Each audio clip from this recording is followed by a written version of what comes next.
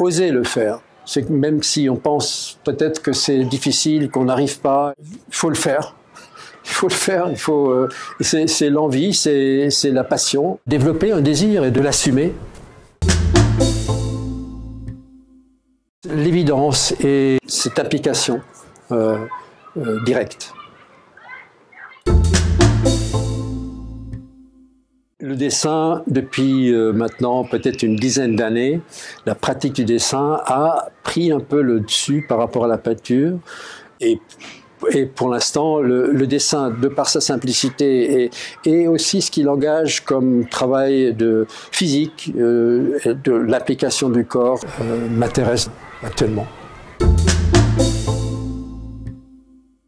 Il y a plein d'aspects ou de spécificités liées aux matériaux que j'utilise, mais qui est extrêmement simple, qui sont des crayons, parfois des crayons de couleur maintenant, et aux questions de pression, aux questions de contact. C'est vraiment ce qui m'intéresse, c'est cette immédiateté du contact du crayon avec la surface du papier.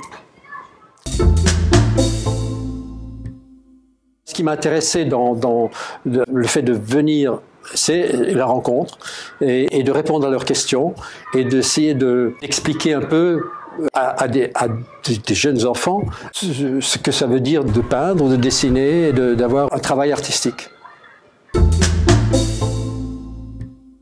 J'ai longtemps été professeur dans les écoles d'art et c'est vrai que c'est une chose qui m'a toujours intéressé, c'est effectivement la transmission, la tentative de transmettre quelque chose.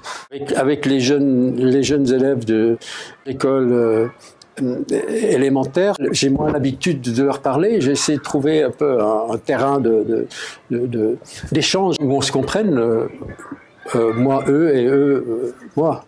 Ce qui m'y intéresse, c'est de rendre attentifs les jeunes aux possibilités d'une expression artistique et de solliciter et d'encourager le regard et la compréhension et l'interprétation du visible.